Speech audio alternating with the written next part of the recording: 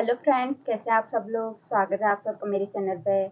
आज हम major theory का नेक्स्ट लेक्चर स्टार्ट करने जा रहे हैं। पिछले लेक्चर में हमने जो भी थ्योरम्स देखी थी उन पर बेस्ड कुछ क्वेश्चन हैं, तो हम उनको देखते हैं। ठीक है, तो पहला क्वेश्चन है, use Lebesgue dominated convergence theorem to evaluate. किसका यूज करना है? Lebesgue dominate convergence theorem. किसको फाइंड करने के लिए? जो इंटीग्रल, ये इंटीग्रल दे रखा है, इसको फाइंड करने। ठीक है, limit n tends to infinity 0 to 1 fn(x) dx। ठीक है, जहां एफ एन एक्स क्या है हमारे पास, एन की power 3/2 X upon 1 plus N square x square. ठीक है, ये है फॉर ऑल एन का है 1 to 3 to इन्फिनिटी, और एक्स किसके बीच में है? 0 to 1 के बीच में है। ठीक है, तो अब देखो, तो हम सॉल्यूशन देखते हैं। हेयर एफ एन एक्स हमें दे रखा है एन की power 3/2 X upon 1 plus N square x square. ठीक है, अब देखो पहले, अब हम केस फर्स्ट लेते हैं। इफ जो एन एक्स है, ठीक है, हमने एन जो नेचुरल नंबर है और एक्स जो नंबर देखा हमारे 0 और 1 के बीच में। ठीक है, कोई सा भी एन एक्स लिया हमने, एन एक्स क्या है? ग्रेटर इक्वल टू 1 है। ठीक है, माना एन एक्स हमारा क्या है? ग्रेटर इक्वल टू 1 आ रहा है। ठीक है, तो एन एक्स हमारे पास, अगर हम इसका देखो एन एक्स का क्यूब लेंगे, एन एक्स का ले रखा हमने ग्रेटर इक्वल टू 1 देखा। ठीक है, एन एक्स का क्यूब ग्रेटर इक्वल टू, ये 1 क्या हो जाएगा? ठीक है, ये 1 का क्यूब इक्वल टू 1 ही रहा। ठीक है, और ये ग्रेटर इक्वल टू किसका होगा? एन एक्स का cube is greater than N square. ठीक है, एन एक्स का cube is greater than N square. ठीक है, ये तो ग्रेटर देन ही होगा एन स्क्वायर से। ठीक है, अगर हम इसका स्क्वायर रूट कर दे, इसका अगर हम क्या कर दे, फिर क्यूब के बाद स्क्वायर रूट कर दे, एन एक्स का स्क्वायर रूट कर दे, तो ये क्या हो जाएगा? Less than equal to. जब ये क्या है, एन एक्स क्या है? ग्रेटर देन इक्वल टू 1 है, और तो हम इसका अगर स्क्वायर रूट कर देंगे, क्यूब के बाद स्क्वायर रूट कर देंगे, तो ये हमेशा क्या आएगा? Less than equal to N X square आएगा। ठीक है, जैसे एग्जाम्पल से देख लेते हैं। हमने माना एन एक्स को हमने 2 ले लिया, ठीक है, 4 ले लिया माना। ठीक है, तो इसका क्यूब करो 64 हो जाएगा। ठीक है, और इसका स्क्वायर रूट करो, फिर क्यूब का स्क्वायर रूट हो जाएगा 8। ठीक है, ये क्या हो गया? 8 हो गया हमारे पास। अब देखो एन का स्क्वायर करा हमने, क्या आया? एन का स्क्वायर इज इक्वल टू 64। तो ये देखो N X cube 3/2 is less than N X square. ये आया कि नहीं आया? N X cube root by 2। ठीक है, क्यूब रूट का स्क्वायर रूट निकाला हमने, 3/2 कर दिया, is less than N X square. ठीक है, जब हमने एन एक्स इक्वल टू 4 रखा, देखो N X greater equal to 1 के लिए ये क्या आएगा? देखो N x 3/2 is less than equal to N X square. ठीक है, एक ही हो गया। अब केस सेकंड है, if N x is less than 1। जब एन एक्स क्या हमारे पास लेस देन 1 है। ठीक है, यहाँ पे देखो एन एक्स जो दे रहा है, देखो यहाँ पे जब x रखेंगे, यहाँ पे n क्या होगा? 2 3 जो भी होगा, तो एन एक्स क्या आएगा? ग्रेटर इक्वल टू 1 आएगा। अब देखो एन को हमने 1 रखा और एन एक्स को हमने लेस देन 1 रखा, इसके बीच में रहा, तो एन एक्स क्या आएगा? लेस देन 1 आ जाएगा। ठीक है, N x is less than 1, then हमारे पास क्या होगा? एन एक्स का cube root by 2 is greater equal to n square x square. ठीक है, ये क्या होगा? ये ग्रेटर देन हो जाएगा। क्यों? देखो देखो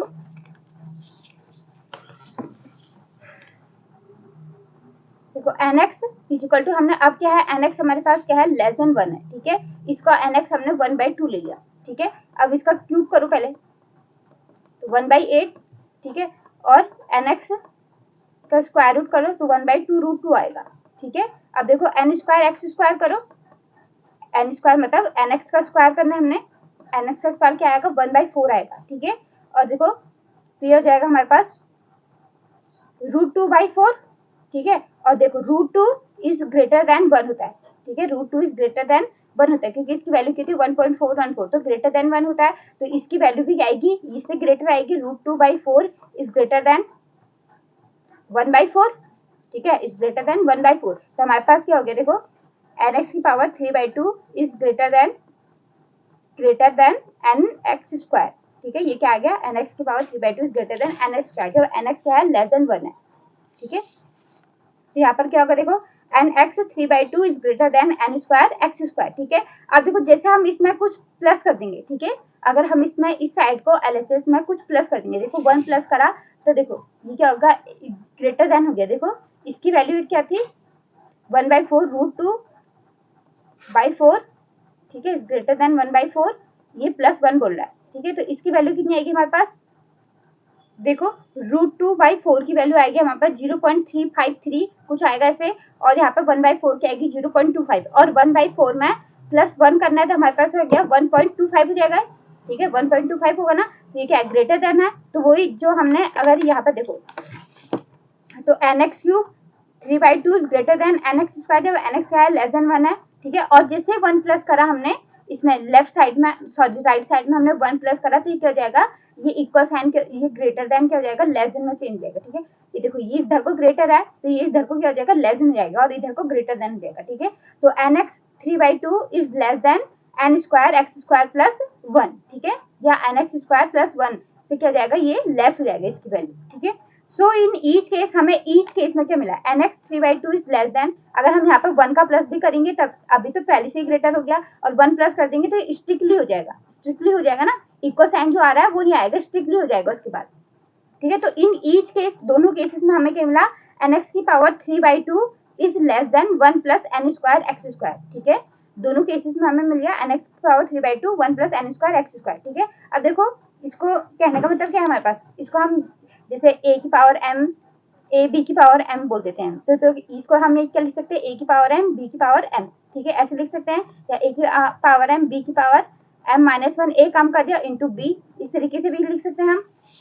तो सेम यहाँ पर भी लिख दिया हमने, n की पावर 3/2 इंटू x, ये x की पावर 3/2 हो जाती, तो हमने क्या करा, x की पावर 3/2 मतलब x की पावर 3/2, तो मतलब x का पहले क्यूब, फिर उसका या तो √2 की √x का क्यूब। ठीक है, तो मतलब 3 बार इंटू करना है इसको, √x √x √x, तो हमारे पास क्या बना, 2 √x से एक x बन गया, और यहाँ पे √x ऐसी रहा।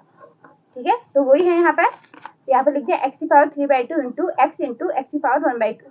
ठीक है, तो is less than 1 plus n² x²। ठीक है, इतना पूरा हमने इसके नीचे ले आना है, और जो ये वाला है इसको यहाँ लेके चले जाना है। ठीक है, क्रॉस मल्टीप्लीकेशन जैसा, तो x की power 3/2 into x upon 1 plus n² x² इस लेस देन हो जाएगा, इतना एक साथ लेना है, और इसको इतना नीचे और इसको अलग से लेना है। ठीक है, ये लेस देन 1 अपॉन x की पावर 1/2 हो जाएगा। ठीक है, अब देखो ये पूरा fx हमारे पास fnx निकला नहीं निकला। ठीक है, अब देखो ये इसका मॉड लगाएंगे, मॉड लगाने के बाद भी क्या हो जाएगा, इससे लेस हो जाएगा। ठीक है, ये वैल्यू वैसी लेस है, और मॉड लगाएंगे क्योंकि सारी वैल्यू क्या है, पॉजिटिव ही है। ठीक है, तो मॉड लगाने के बाद ये लेस ही होगा। ठीक है, तो मॉड x की power 3/2 into x 1 plus n² is less than 1 upon x की पावर 1/2। ठीक है, तो यहाँ पे देखो mod fnx less than gx। ठीक है, इसको हमने क्या ले लिया, gx ले लिया। ठीक है, लेवेग डोमिनेटेड कन्वर्जेंस थ्योरम ये बोलती है। ठीक है, हमें क्या मिलना चाहिए,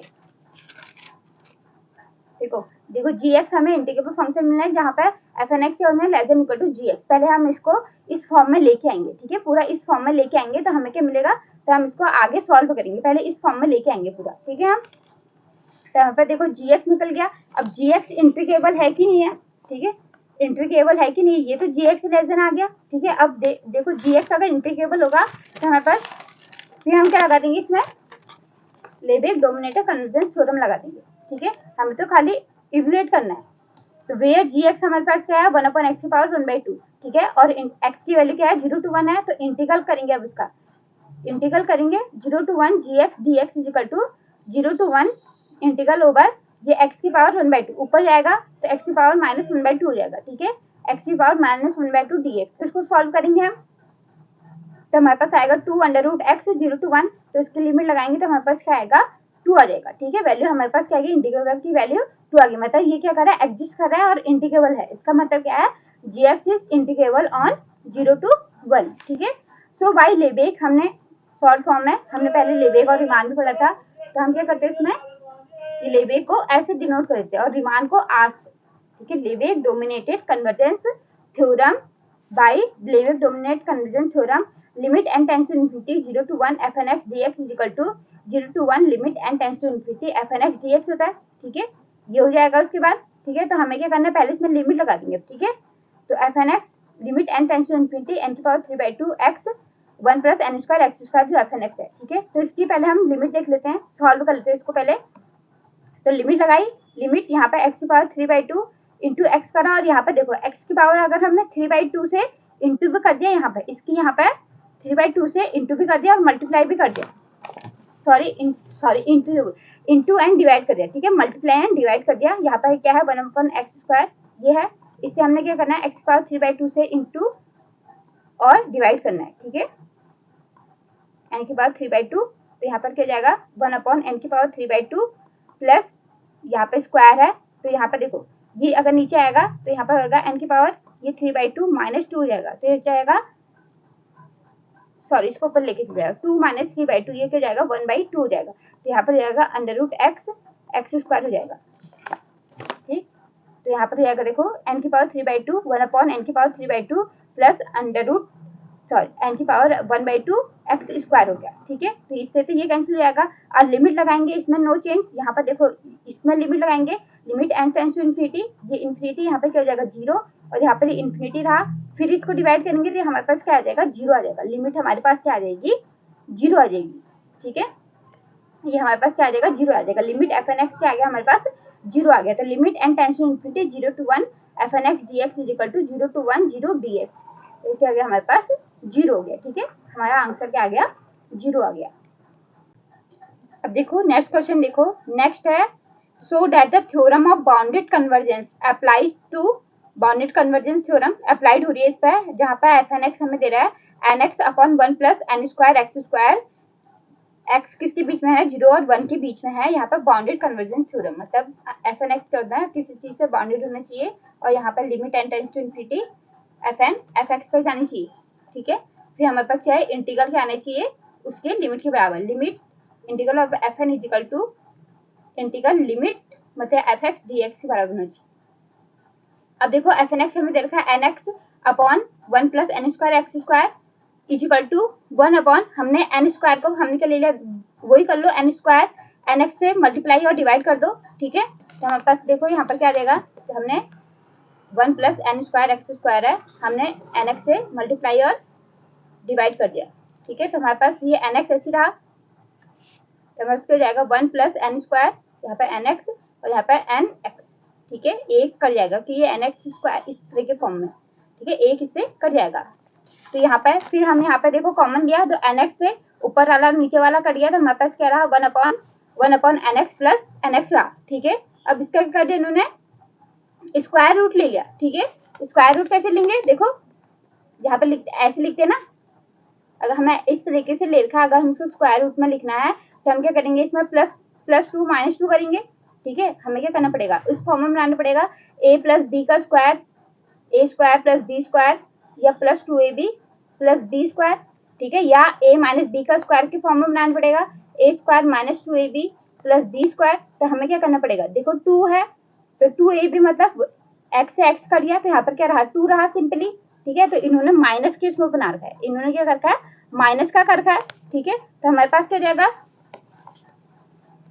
1/√x² प्लस √nx², यहाँ पर -2 इसके साथ ले लिया इन्होंने और ये +2 इन्होंने इसके साथ बाहर कर लिया, ठीक है।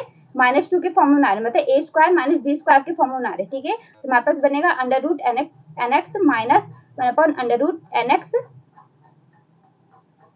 का होल स्क्वायर बनेगा, ठीक है, और +2 ऐसे रहेगा। तो इन्होंने ये लिख रखा है 1/√nx, इन्होंने ये पहले ले लिया, ठीक है, माइनस √nx का स्क्वायर +2, ये लेस देन इक्वल टू क्या हो जाएगा 1/2, ठीक है। तो ये देखो हमारे पास ये आ गया स्क्वायरिंग करके, ठीक है। तो 1/√nx माइनस √nx का होल स्क्वायर +2 और इसकी वैल्यू क्या हो जाएगी, ये क्या हो जाएगा पूरा लेस देन इक्वल टू 1/2, ठीक है। देखो हमें ऐसे पता है इस तरीके से देख लो, ये क्या होता है देखो 1/2 ये 2 इज लेस देन 3, ठीक है। तो 1/3 इज लेस देन 1/2 होता है, ठीक है। तो माना अगर इतनी इसकी वैल्यू इतनी पूरी 1/√, जो भी हमारे पास स्क्वायर निकला +2 क्या हो जाएगा, ये अगर माना सॉल्व करेंगे 1/3 हो गया, तो ये लेस देन 1/2 तो रहा, ठीक है, ये लेस देन क्या हो जाएगा 1/2 रहा। तो ये पूरा देखो ये इससे ज्यादा है, ठीक है, इसकी वैल्यू 2 से ज्यादा है, तो अपॉन में क्या आएगा ये क्या हो जाएगा इससे लेस देन हो जाएगा, ठीक है। तो 1/, ये पूरा क्या हो जाएगा लेस देन इक्वल टू, तभी तो इन्होंने क्या लगा रखा है लेस देन इक्वल टू 1/2 लगाता है, ठीक है। तो लेस देन इक्वल टू 1/2, तो हमारे पास fn(x) हो जाएगा लेस देन इक्वल टू 1/2 हो गया, ठीक है, मतलब बाउंडेड हो गया, ठीक है। हमारे पास देखो fn(x) क्या आ गया, fn(x) हो जाएगा लेस देन इक्वल टू 1/2, तो मॉड fn(x) हो जाएगा लेस देन इक्वल टू 1/2, तो हमारे पास m क्या निकला 1/2 निकला, नहीं निकला, ठीक है। तो हमारे पास बाउंडेड, पहले तो बाउंडेड दिखाना है fn(x) क्या हमारे पास बाउंडेड है, ठीक है, और ये ग्रेटर देन 0 भी हो गया, ठीक है, ये वाली होगी फुलफिल, ठीक है। Thus there exist number 1/2 such that mod fnx is less than equal to 1/2 and is hence it satisfy the condition of bounded convergence theorem, ठीक है। ये bounded convergence theorem पहले यही है कि हमारे पास fnx क्या होना चाहिए, bounded होना चाहिए, ठीक है। ये अब देखो नाउ इसमें पहली कंडीशन ये होगी। अब देखो हमें क्या निकालना, लिमिट दोनों की क्या होनी चाहिए, बराबर होनी चाहिए, ठीक है। तो limit n tends to infinity 0 to 1 fnx dx, इसको निकाल लेते पहले। लिमिट 0 to 1 nx 1 अपॉन इसकी वैल्यू रखी 1 plus n square x square dx, ठीक है। इसको सॉल्व करेंगे। देखो ये आई, हमने इसको इंटीग्रल को आई ले लिया, ठीक है। तो हम इसको नीचे वाला हर इसको क्या ले लेते हैं हम, 1 plus N square x square equal to u ले लेते हैं। तो इसको डिफरेंशिएट करेंगे तो n square 2x dx equal to d u हो जाएगा, ठीक है। तो it is implied at x dx हो जाएगा हमारे पास d u upon 2 n square हो जाएगा, ठीक है। 2 एन स्क्वायर हो जाएगा तो एक्स dx इतने की वैल्यू हम क्या रख देंगे, d u upon 2 n square रख देंगे, ठीक है। तो इंटीग्रल तो ये इंटीग्रल वैल्यू भी चेंज होती है, ठीक है। जैसे x हमने, क्योंकि x के उसमें डिफरेंशिएशन होता है, तो हम क्या करेंगे, x 0 रखेंगे। जो हमने क्या रखा यहाँ पे x 0 रखा तो u हमारा 1 आया। अब u में सब क्या हो जाए, u की वैल्यू आएगी, ठीक है। लिमिट भी क्या आएंगी, u की आएंगी, ठीक है। तो x को 0 रखा तो हमारे पास u की लिमिट क्या आई, 1 आई। x को हमने 1 रखा तो u की लिमिट क्या आई, 1 अपॉन n स्क्वायर आई, ठीक है। और यहाँ पे देखो n है, n ऐसी रहा, x dx की वैल्यू आएगी n 1 अपॉन इसकी वैल्यू क्या हो जाएगी, 1 अपॉन 1 प्लस n स्क्वायर क्या हो जाएगा, तो 1 अपॉन u इंटू अब डी यू एक्स dx हो जाएगा D u upon 2 n square हो जाएगा, ठीक है। तो यहाँ पे देखो एक n से ये n कट गया, ठीक है। n स्क्वायर तो n इंटू n इसको बोल सकते हैं हम। तो एक n से ये n कट गया तो हमारे पास क्या रहा 2n रहा, ठीक है। 2n रहा, ये कांस्टेंट है तो ये इंटीग्रल के बाहर चले जाएगा 1 upon 2n integral over 1 to 1 plus n square 1 upon U D you. तो इसके इंटीग्रल क्या होता है, log u, ठीक है। तो इसकी लिमिट रखेंगे 1 upon 2n log 1 plus n square minus log 1 की वैल्यू क्या हो जाएगी, 0 होती है, ठीक है। तो आई हमारा क्या निकला 1 upon 2n log 1 plus n square, ठीक है। तो यहाँ पे देखो वही है।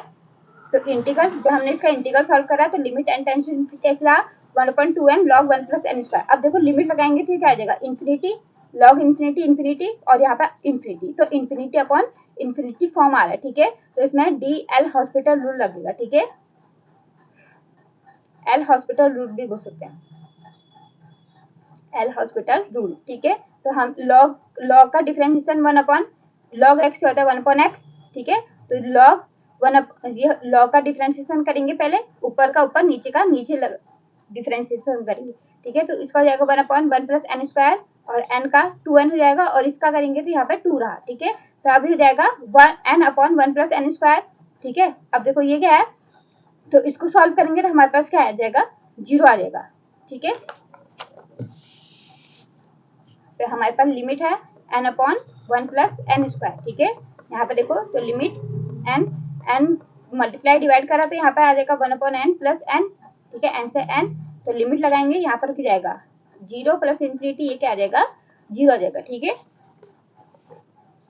तो हमारे पास क्या है, ये 0 आ गया, ठीक है। ये वाली तो एक निकल गया, ठीक है। अब क्या निकालना हमें, integral 0 to 1 limit n tends to infinity fnx dx, ठीक है। दोनों बराबर आ रहे कि नहीं आ रहे, तो 0 to 1 limit n tends to infinity यहाँ पे fnx nx upon 1 plus n square x square dx। अब देखो इसमें लिमिट लगाएंगे वही जहाँ पे ये करा, ठीक है। अब देखो इतना हमारे पास निकल गया था, इसमें लिमिट लगाओ तो limit n tends to infinity, ये हो जाएगा 0, ये हो जाएगा इन्फिनिटी, ठीक है। तो हमारे पास क्या आएगा, 0 आ जाएगा।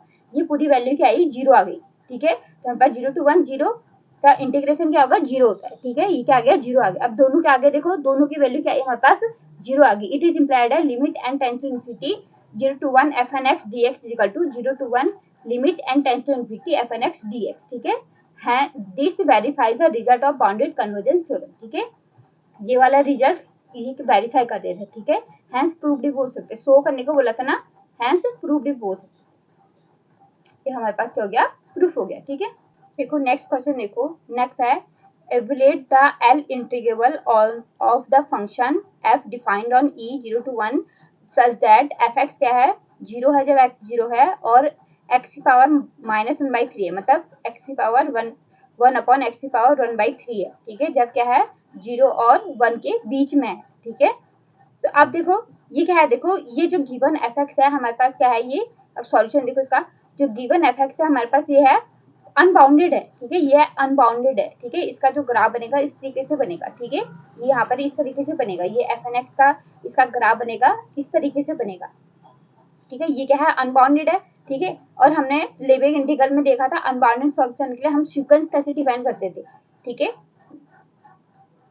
तो ये देखो लेबेग इंटीग्रल ऑफ अनबाउंडेड फंक्शन, वो लेबेग इंटीग्रल निकालना अनबाउंडेड फंक्शन के लिए, ठीक है। तो देखो जब एफ एक्स हमें अनबाउंडेड देता है, measurable and non negative real valued function, non negative real valued function है defined on a b, let n belongs to n be arbitrary, we defined a function f n x, मतलब function या sequence भी बोल सकते हैं, ठीक है। Function f x n equal to, f x क्या है, एफ एक्स आएगा जब एफ एक्स क्या होगा, less than equal to n होगा, और एन होगा जब when f x is greater than one, greater than n, और एफ एन एक्स क्या होगा, minimum of f x comma n, ठीक है। एफ एन एक्स क्या आएगा, minimum of f x comma n आएगा, ठीक है, minimum of f x comma n आएगा, ठीक है, इसका ध्यान रखना है, ठीक है। तो देखो जो एफ एक्स देखा, ये देखो यहाँ पे अनबाउंडेड दे रखा है और नॉन नेगेटिव दे रखा है, ठीक है, 0 to 1, तो नेगेटिव तो आएगा नहीं, ठीक है, नॉन नेगेटिव मेजरेबल फंक्शन दे रखा है, तो हमने एक डिफाइंड ऑन ए बी 0 1 दे रखा है, ठीक है। तो एफ एन एक्स हमने ये डिफाइन कर दिया,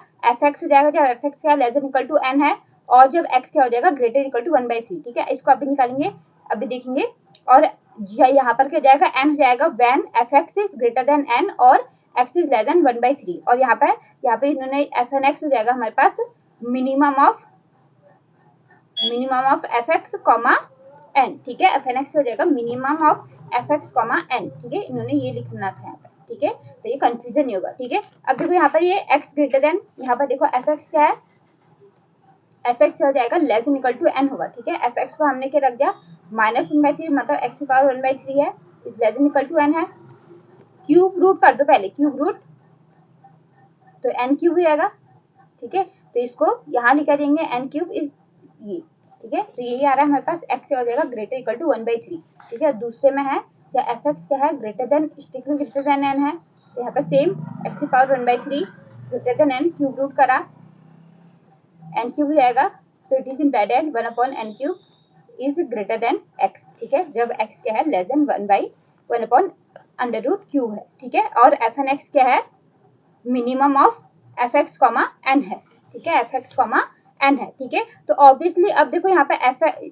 एन एक्स क्या है, minimum of f x comma n है, ठीक है, जैसे जैसे एन की वैल्यू रखते जाएंगे, ठीक है, वैसे वैसे हमको ये फंक्शन एफ एन एक्स मिलेगा, ठीक है, जो एफ एक्स मिल जाएगा, एफ एक्स कब मिलेगा हमारे पास, जब हम क्या होगा, हमारा एक्स क्या हो जाएगा ग्रेटर इक्वल टू 1/3 हो जाएगा, ठीक है। एन की कुछ ऐसी वैल्यू रख दी हमने, जैसे एक्स को हमने 1 ले लिया, ठीक है, एक्स को 1 ले लिया और एन को रख दिया 2 रख दिया, ठीक है, तो 1 क्या होगा ग्रेटर देन 1/8 हो जाएगा, ठीक है, तो यहाँ पर हो जाएगा एफ एक्स आ जाएगा, ठीक है, यहाँ पर क्या हो जाएगा एफ एक्स की वैल्यू आ जाएगी ये वाली, ठीक है, और यहाँ पर क्या हो जाएगा ये एफ एक्स की वैल्यू हो जाएगी, तो मिनिमम निकालेंगे और यहाँ पर एन रखेंगे, तो दोनों का मिनिमम क्या आएगा, ये वाला आ जाएगा कुछ, ठीक है। तो ऐसे हम वैल्यू रखते जाएंगे तो हमें क्या मिलेगा, इंक्रीजिंग ऑर्डर में मिलेगा, ठीक है, जो भी हमें फंक्शन मिलेगा वो इंक्रीजिंग ऑर्डर में मिलेगा, ठीक है। तो क्योंकि मिनिमम निकालना है तो पहले हमारा ग्रेटर आ जाएगा, फिर क्या आ जाएगा, उससे ग्रेटर आएगा, उसके ग्रेटर आएगा, ठीक है, इस तरीके से ग्रेटर आते जाएगा, ठीक है। तो हमारे पास obviously f n x is an increasing sequence of non negative bounded function, ठीक है। अगर हमें ये वाला नहीं दिया रहता, ठीक है, f n x is equal to minimum of f x comma n नहीं दिया रहता, तो हम इसको नहीं कह सकते थे कि ये क्या हो जाएगा इंक्रीजिंग होएगा, इसकी वजह से ये क्या हो जाएगा इंक्रीजिंग सीक्वेंस निकलेगी, ठीक है। F n x is an increasing sequence of non negative bounded function, ठीक है, क्योंकि एन को 1 रखेंगे, पहले एन को 1 2 3 ऐसे रखते जाएंगे, तो हमारे पास क्या मिलते जाएगा, इसकी वैल्यू मिलती जाएगी, ठीक है। तो बाउंडेड फंक्शन, ठीक है, f n x is increasing sequence of non negative, ठीक है, नॉन नेगेटिव भी आएगा, ठीक है, क्योंकि पहले से एफ एक्स ही नॉन नेगेटिव है और एन क्या है 1 2 3 होता है, ये नॉन नेगेटिव होता है, तो हमारे पास क्या मिलेगा, नॉन नेगेटिव मिलेगा, इंक्रीजिंग मिलेगा, और क्या मिलेगा बाउंडेड भी मिलेगा, ठीक है। क्या मिलेगा, bounded function such that f n x converges to f, ठीक है, और यहाँ पे ये एफ एन एक्स कहाँ कन्वर्स करेगा, एफ पर कन्वर्स करेगा, therefore by monotone convergence theorem, ठीक है। तो मोनोटोन कन्वर्जेंस थ्योरम से हमें क्या मिला, देखो मोनोटोन कन्वर्जेंस थ्योरम ये बोलते हैं कि अगर हमारे पास एक सीक्वेंस क्या है increasing sequence non negative bounded functions की मिल गई, और एफ एन कहाँ कन्वर्स कर रहा है, एफ पर कन्वर्स कर रहा है, तो बाय मोनोटोन कन्वर्जेंस थ्योरम तो 0 to 1 f is equal to limit n tends to infinity 0 to 1 f n x dx हो जाएगा। ठीक है, तो इसकी वैल्यू निकालो, limit n tends to infinity 0 to 1/3। पहले क्या है, x क्या है 1/3 से, ठीक है, x क्या है ग्रेटर इक्वल टू 1/3, ठीक है, और लेस देन इक्वल टू, और x की वैल्यू क्या है 0 to 1 है, तो x हो जाएगा 0 to 1/3। यहाँ पे इसकी f n x की वैल्यू क्या है n है, और यहाँ पे फिर n x से 1 तक, ठीक है, और x की वैल्यू 1/1/3 से 1 तक जाएगी, और इसमें क्या है f x है, f x क्या है हमारे पास x की पावर -1/3 dx हो गया। ठीक है, तो सॉल्व करेंगे इसको सॉल्व करो तो हमारे पास क्या आएगा, देखो 0 to 1 n³ dx plus 1/n³ 1 x की पावर -1/3 dx हो जाएगा। ठीक है, तो यहाँ पे n, ये x की पावर 0 to 1/³ प्लस यहाँ पे x की पावर -1/3 प्लस 1/-1/3 प्लस 1 n³ से 1/n³ से n तक हो जाएगा। तो यहाँ पे n 1/n³ -0 प्लस x की पावर -1/2, ठीक है, और यहाँ पे x की पावर देखो -1/3 प्लस 1 ये जाएगा -2/3, सॉरी -2/3, तो जाएगा यहाँ पे -3/2, या ऐसे लिख सकते हो x की पावर -2/3 अपॉन 2/3 नहीं, प्लस का 2/3 अपॉन x की पावर, सॉरी यहाँ पे 2/3 पॉजिटिव वाला, ठीक है, पॉजिटिव रहा, यहाँ पे n³ 1/n³ से 1 तक। ठीक है, तो हमारे पास क्या आ जाएगा, अब देखो, ठीक है, ये आ गया हमारे पास। अब इसको सॉल्व करेंगे तो यहाँ पे ये 0 रहा, तो यहाँ पे हो जाएगा 1/n³ था, ठीक है, तो ये n² हो जाएगा प्लस ये 3/2 हो जाएगा, ये 3/2, और यहाँ पे वैल्यू रखेंगे, यहाँ पे 1 माइनस यहाँ पे x की पावर